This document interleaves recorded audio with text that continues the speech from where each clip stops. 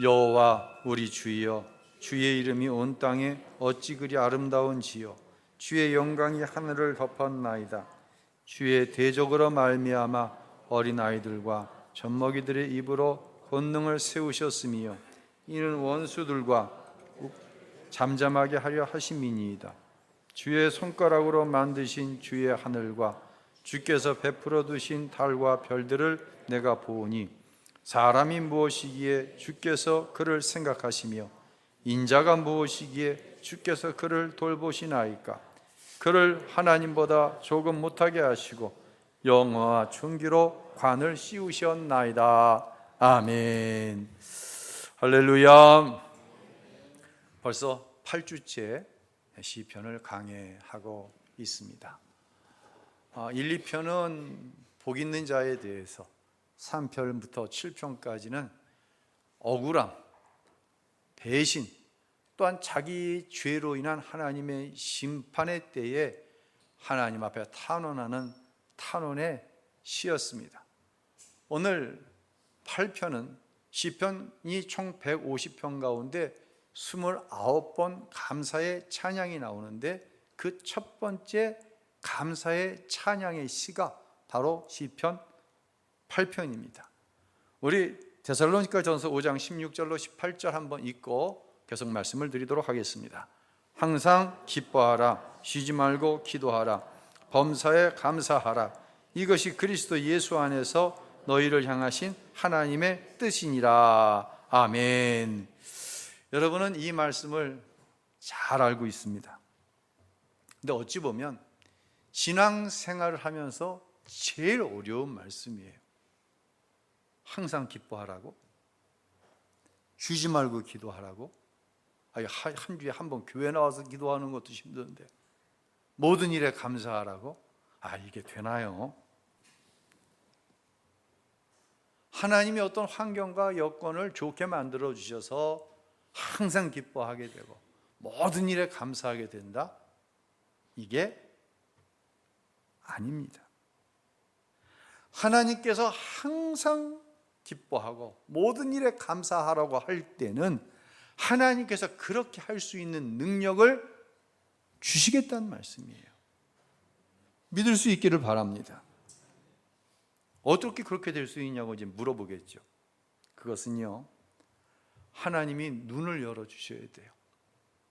성령께서 우리의 영의 눈을 열어 하나님을 볼 수 있어야 돼요. 이것을 흔히 얘기해서 계시라고 합니다. 10개자에 볼 시자를 쓰죠. 절대자 하나님을 보는 것입니다. 우리는 무엇을 통해서 절대자인 하나님을 보냐면 계시의 말씀인 성경 66권을 통해 하나님을 보는 줄로 믿으시기를 바랍니다. 영의 눈을 열려 하나님을 볼 수 있어야 돼요. 육체의 눈으로는요, 눈에 보이는 현상만 볼 수 있습니다. 그러나 성령께서 눈을 열어 영의 눈이 열려지면 천지 만물을 창조하신 하나님이 보입니다. 창조주 하나님이 보이는 거예요. 나를 위하여 그 아들까지도 십자가에 내어 죽이신 나를 향한 하나님의 사랑이 보이는 거예요. 그리고 지금도 나와 함께 하셔서 그 약속하신 말씀을 친히 이루어 가시는 하나님이 보이는 거예요. 그래서요, 신앙생활의 출발은 교회에 나온 게 아니에요. 교회에 나올 때 우리는 눈에 보이는 어떤 현상적인 것들을 하나님 앞에 요청하기 위해서 교회에 나오는 출발점으로 삼을 때가 너무너무 많아요. 신앙생활의 출발은 엄밀하게 이야기하면 성령이 내 안에 오셔서 내 영의 눈을 열어 주실 때입니다. 그러면 하나님께서 우리의 영의 눈을 열어주시면 무엇을 볼 수 있나요? 이렇게 물을 수 있겠죠. 첫 번째 보는 것은 천지 만물을 창조하신 하나님을 보는 거예요. 여러분, 오늘 하늘이 어때요? 제가 오늘 아침에 8시쯤 교회로 오는데 찬란하다는 이야기가 이런 이야기구나. 아직 단풍이 지지 않았지만 가로수들이, 은행나무 가로수들이 아주 파랗고 하늘은 푸르다 못해 막 시려. 그것을 볼 때에 하나님께서 천지 만물의 질서를 이렇게 운행해 가시는구나. 여름이 안 갈 줄 알았어요. 근데 아침 저녁으로는 추워요. 하나님께서 만드신 질서예요. 저 시립도록 파란 하늘을 누가 만드셨겠어요? 거기서 우리는 창조주 하나님을 보는 거예요. 그래서 오늘 시편 8편에 다윗은 이렇게 하나님을 찬양합니다. 1절 읽겠습니다. 여호와 우리 주여, 주의 이름이 온 땅에 어찌 그리 아름다운지요, 주의 영광이 하늘을 덮었나이다. 이 푸른 하늘을 통해 하나님의 영광을 보는 거예요. 더 나아가 다윗은 3절과 9절에 천지 만물을 보며 하나님을 이렇게 찬양하고 있어요. 읽겠습니다. 주의 손가락으로 만드신 주의 하늘과 주께서 베풀어 두신 달과 별들을 내가 보오니 여호와 우리 주여, 주의 이름이 온 땅에 어찌 그리 아름다운지요. 할렐루야. 이 아름다운 천지 만물을 보면서 이 아름다운 천지 만물을 지으신 하나님이 어찌 그리 아름다운지요. 찬양하고 있는 거예요.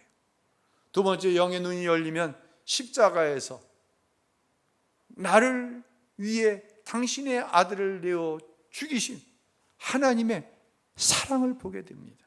요한복음 3장 16절 우리 함께 읽겠습니다. 하나님이 세상을 이처럼 사랑하사 독생자를 주셨으니 이는 그를 믿는 자마다 멸망하지 않고 영생을 얻게 하려 하심이라. 그냥 읽어지는 말씀이 아니에요. 하나님이 나를 이처럼 사랑하셨어요. 얼마큼 사랑하셨어요? 독생자 예수를 십자가에 내가 죽어야 되는 그 자리에 내어 죽이시기까지 사랑하셨다는 거예요. 영의 눈이 열려야 이 십자가에서 하나님의 사랑을 보는 거예요. 또한 영의 눈이 열리면 세 번째로 내 삶을 통해 하나님을 보는 거예요. 데살로니가전서 5장 16절로 18절 아까 읽었잖아요. 항상 기뻐하라, 쉬지 말고 기도하라, 범사에 감사하라. 에이, 그게 되는 말씀인가? 에이, 뭐 사람이 어떻게 내 상황이 내 삶이 전부 다 잘 돼서 기뻐하고 감사해? 에이, 그냥 하시는 말씀이지, 어떤 목표점이지. 아니에요. 이것이 나를 향한, 그리스도 예수 안에서 나를 향한 하나님의 뜻이에요. 여러분을 향한 하나님의 생각이 뭐냐? 항상 기뻐하는 거예요. 쉬지 않고 기도하는 거예요. 범사에 감사하는 거예요. 할렐루야. 내 자신을 볼 때 그러한 나로 누가? 하나님께서 변화시켜가는 모습을 보는 거예요. 마지막 네 번째로는 내가 보는 것이 아니라 내 변화된 모습을 누가 보여? 내 형제와 내 이웃과 내 가족이 보는 거예요. 요한일서 4장 12절 우리 함께 읽어보겠습니다.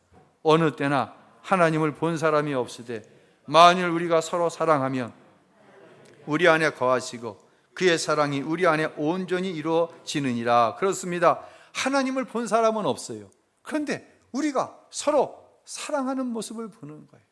항상 기쁘고 모든 일에 감사하고 서로를 위하여 사랑의 중보의 기도를 하는 거예요.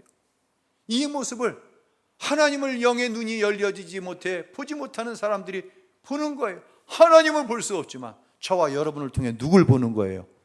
하나님을 보는 줄로 믿으시길 바랍니다. 이게 뭐예요? 이게 전도예요. 내가 바로 전도지예요. 내가 바로 그리스도의 편지예요.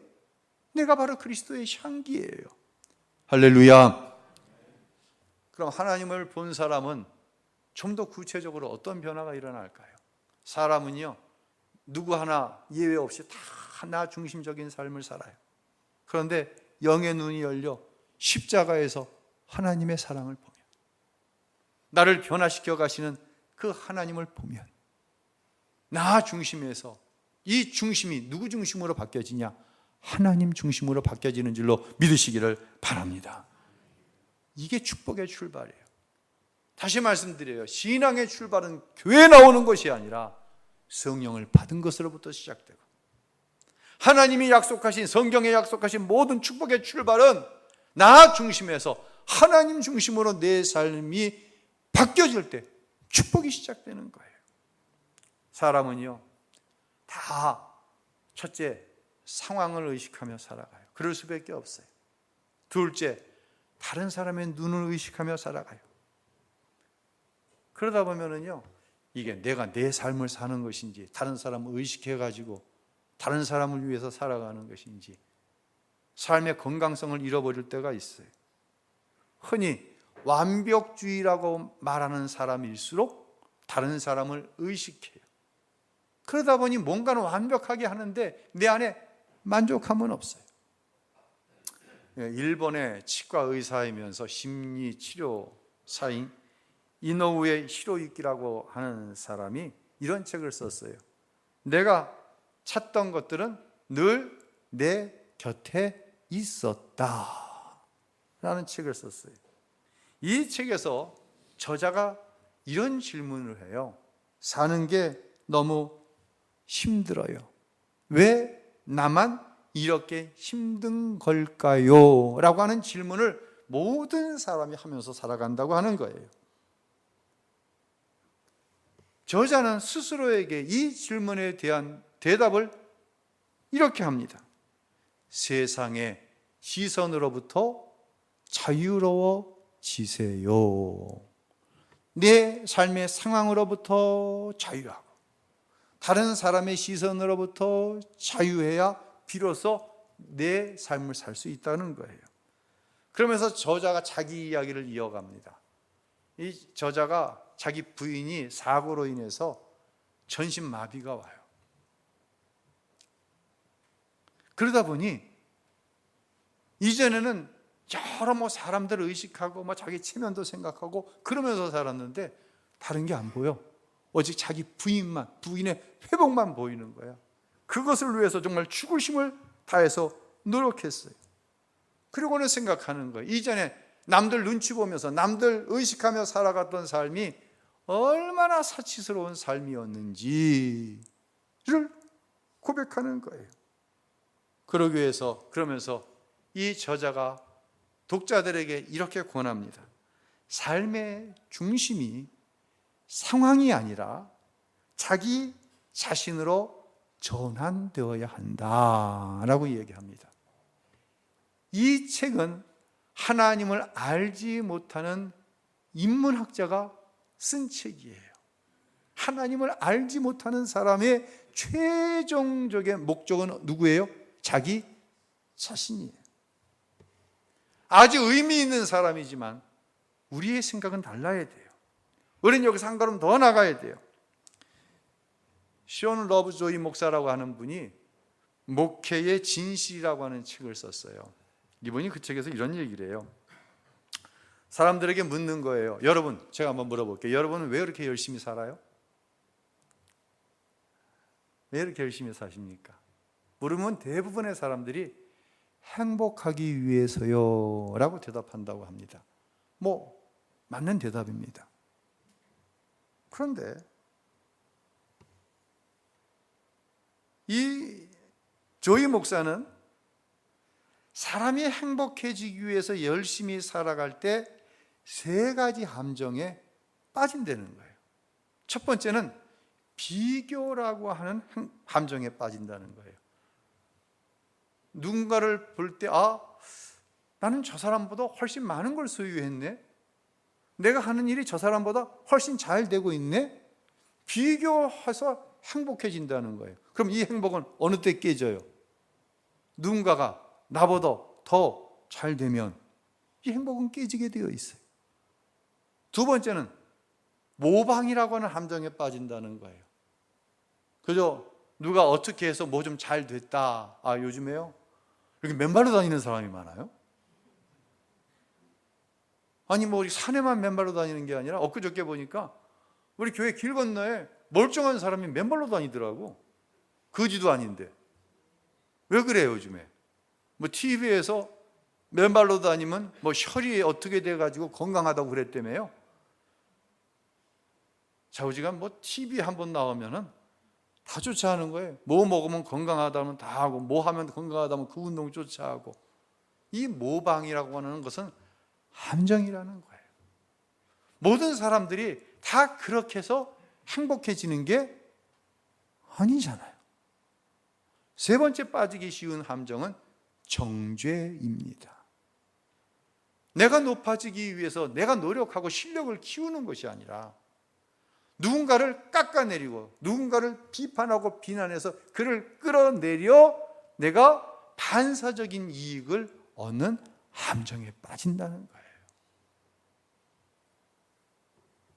자, 우리는 여기서 생각을 해야 돼요. 비교, 모방, 정죄, 이렇게 해서 얻은 행복은 마치 유리그릇 같아서 바로 끼워줄 수밖에 없다고 하는 것이에요. 그런데요, 신앙서적이 아닌 책, 또한 목사님이 쓴 목회의 진실이라고 하는 책에 공통 분모가 있어요. 이게 딱 겹쳐지는 부분이 있어요. 그것은 뭐냐면 불행이 닥쳤을 때 비로소 내 뇌가 깨어난다는 거예요. 다른 말로 불행이 닥쳐야 이전에 보지 못하던 것을 본다고 하는 공통점이 있어요. 여러분, 하나님의 사람은요, 항상 세상에서 철학적으로 어떤 인문학적으로 이해하게 하는 것에서 한 걸음을 더 나아갈 수 있어야 돼요. 즉, 나 중심에서 하나님 중심으로 나아갈 수 있어야 돼요. 어떨 때 그렇게 된다? 영의 눈이 열려야 돼요. 우리는요, 고난, 내 힘과 의지의 한계 상황에 이르렀을 때 그때서야 온전히 하나님을 바라보는 약점이 우리한테는 있어요. 이것이 어떻게 보면 인간이 가지고 있는 죄의 성질로부터 오는 거예요. 왜 교회에 나와요? 왜 신앙생활을 시작했어요? 내 힘으로. 안 돼, 그거는. 내 의지, 내 실력의 한계가 여기야. 나는 이것을 소유할 수 없어. 그것을 얻기 위해서 시작하는 것이 신앙생활이었다고 한다면 이제 영의 눈이 열려져서 하나님을 바라보지 못하면 계속해서 어린아이와 같은 미숙한 신앙의 상황에 머무를 수밖에 없다는 거예요. 그런데 고난이라고 하는 것이 우리의 뇌를 깨워서 신앙적으로 얘기하면 영의 눈을 열어서 온전히 누구를 보아? 하나님을 보게 한다고 하는 것이에요. 그래서 설교자들이 습관적으로 얘기하는 것이 고난은 감추어진 축복이다 라고 이야기하는 거예요. 제가 목회하던 곳에 부부 집사님 이야기를 좀 할게요. 남자 집사님은 이제 나중에 안수 집사님이 되었고 부인 집사님이 둘이 신앙생활을 아주 잘해요. 그런데 특징이 있어요. 처녀 총각 때 동네에서 눈이 맞아서 이제 결혼을 한 거예요. 그러다 보니 시집 식구들도 시아버지, 시어머니, 또 시동생 다 같은 동네 살아요. 그리고 같은 교회 다녀. 또 친정 아버지, 친정 어머니, 또 오빠 한 동네에 살고 같은 교회 다녀요. 여러분, 좋겠어요? 불편하겠어요? 좋은 면도 있고 불편한 면도 있을 거예요. 이 시어머니 권사님은 입이 얼마나 걸지 뭐예요. 그냥 말을 하면 반이 욕이야. 권사님인데. 그런데 저는 그걸 이해해. 왜? 살아온 세월이 얼마나 험한지 제가 그것을 봤거든. 그러니 그야말로 악밖에 안 남은 거예요, 사람. 그래서 입이 걸어. 시아버지 되는 분은요, 경제력이 없어. 그런데 명함은 꼭 갖고 다녀. 무슨 의미인지 이해가 돼요? 만나면 명함 내미는 거예요. 정신적인 어려움이 있어요. 그래서 자기 집에서 목을 메어 자살을 했어요. 온 가족이 이걸 다 봤어. 그런 어떤 상처, 아픔이 있어요. 시동생이 있는데 애들 조용하면 못 쳐. 사고 치잖아.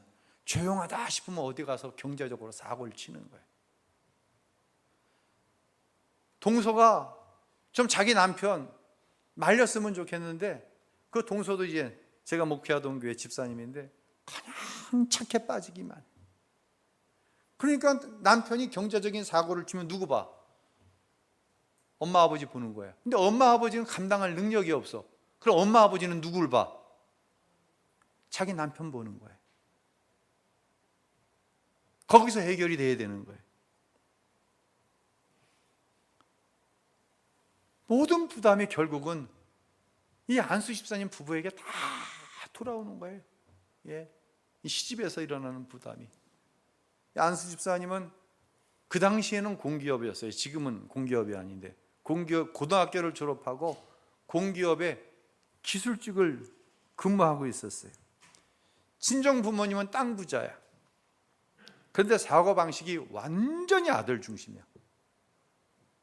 흔한 말로 자갈론 팔아서 큰아들은 대학까지 공부시키고 막내 아들은 대학원까지 공부를 시켰어요. 하다못해 손주 손녀, 아들의 손주 손녀들 대학 공부 다 땅 팔아가지고 공부시키고 둘째 딸은, 둘째 손녀는 독일 유학까지 보냈어요. 그런데 본인은 그렇지 않아. 2층 집을 지었어요. 2층에는 큰아들 가정이 살고 아래층에는 이 친정 부모님이 살아. 본인은 그 집 지하에 새를 들어가 사는 거예요. 여러분, 이 상황이 그림이 그려져요? 딸만 둘이에요. 경제적으로 당연히 여유가 있어요, 없어요? 여유가 없어요. 지갑에 현금하고 카드를 안 갖고 다녀. 누구 생각이 갑자기 떠올라? 근데 그럴 수밖에 없는 거예요. 그러니 누가 밥 한 끼 먹으러 가자고 그래도 같이 가지를 못해. 왜요? 우도만 먹을 수 없잖아요. 차 한 잔 마시러 가자 그러면 거길 쫓아가지 못하는 거예요. 사정을 모르는 사람은 야, 그 남편이 공기업에 다니는 그럴듯한 직장인인데 뭐 저렇게 인색할까? 그런 이야기들을 해요. 그런데 말입니다. 정말 예배 생활, 새벽 기도, 남편도 공휴일이면 새벽 기도를 빠지지 않아요. 헌금 생활, 그때 끝단위 1,000원짜리까지 11조 생활을 정확하게 해요. 너무 성실해갖고 제가 그 교회에 부임한 이래 15년을 특별헌금 회계를 시켰어요. 그분을, 그 부인 집사를. 제가 이제 교회에 부임한 후 1년 뒤에 교회 재건축을 당회에서 결의하고 시작하게 되었습니다. 어느 날 부부가 1,000만 원 건축원금을 가지고 저를 찾아왔어요. 제가 아무리 산수를 해봐도 이 집엔 1,000만 원을 만들 수 있는 집이 아니에요. 경제적 여유가 전혀 없어요. 도대체 이 돈을 어떻게 마련해서 왔냐 물으니 부부가 결혼을 하면서 꼭 하고 싶었던 일이 있었대.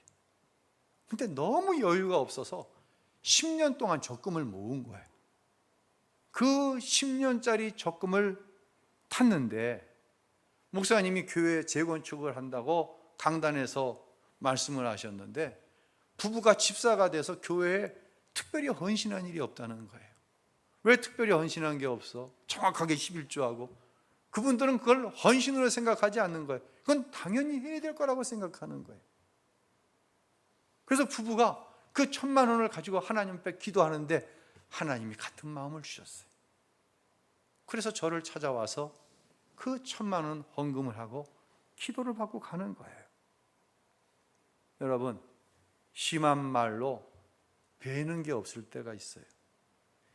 이 정도 친정 식구들, 이 정도 시집 식구들, 이 정도 보면은요, 눈에 뵈는 게 없어요. 누구만 보여? 나만 보이는 거예요. 누구만 보여? 근데 새끼밖에 안 보이는 거예요. 이 정도 상황 되면은요.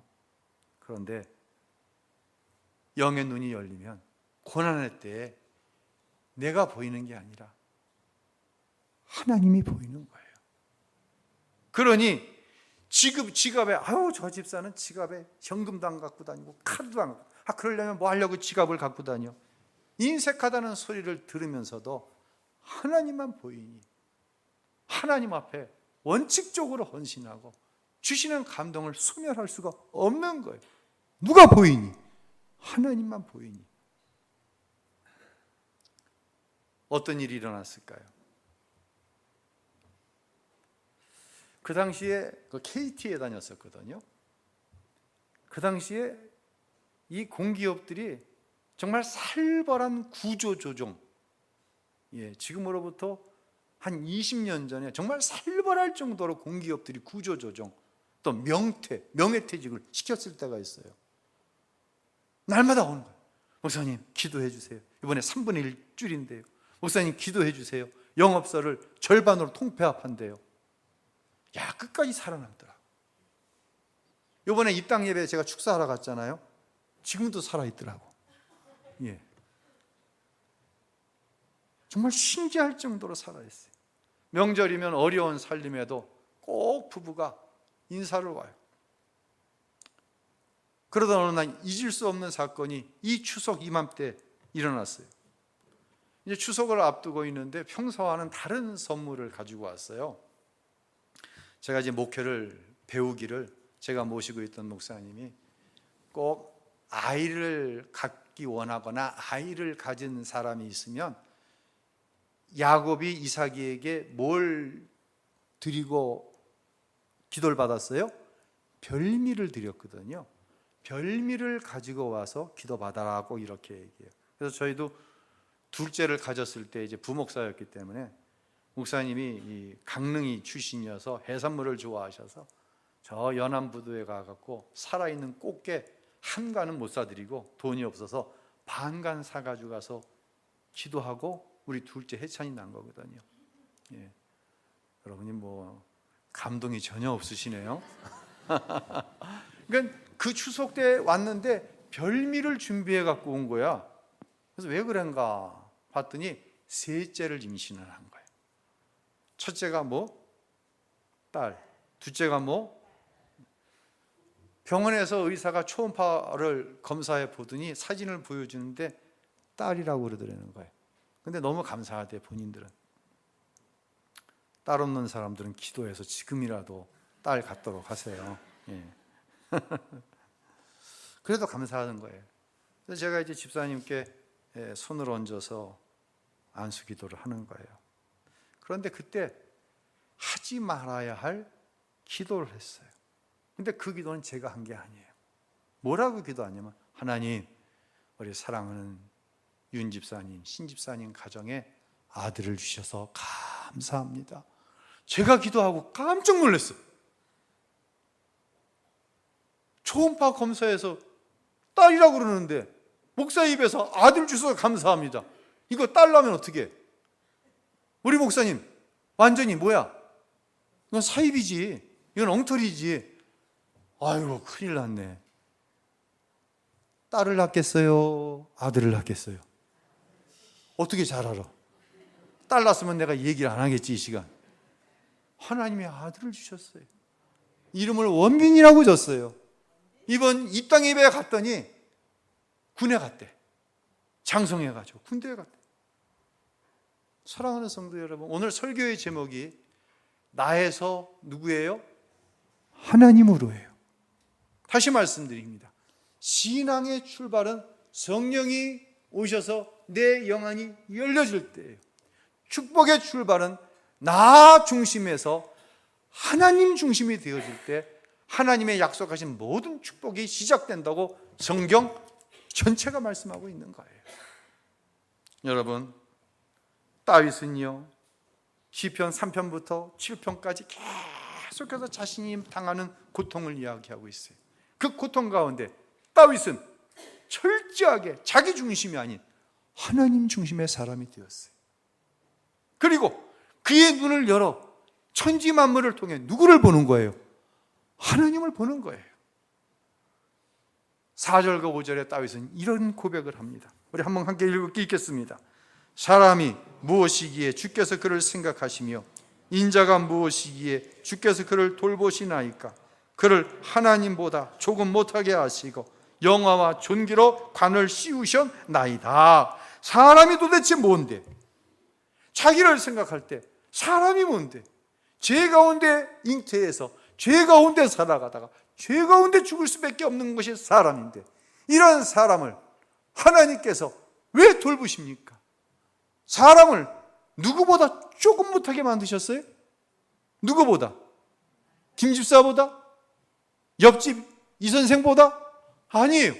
하나님보다 조금 못하게 만드셨다는 거예요. 그리고 무엇으로 관을 씌워요? 영화와 존귀로 관을 씌우시나이까.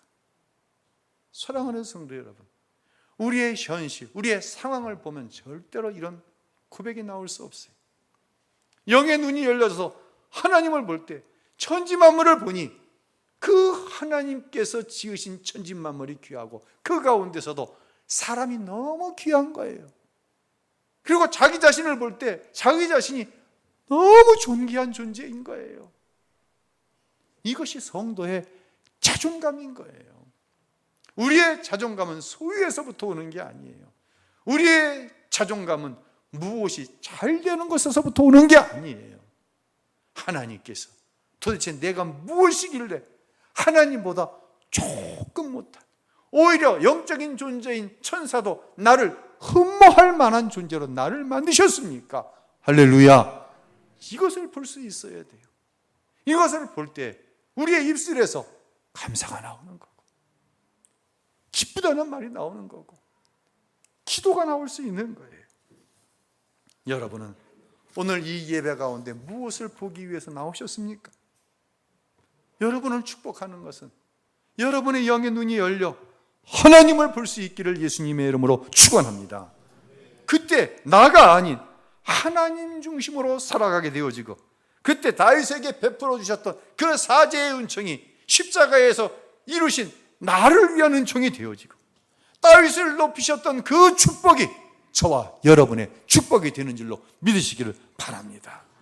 그런 은혜의 역사가 오늘 예배하는 모든 사랑하는 성도 여러분 가운데 함께 하시기를 예수님의 이름으로 축원합니다.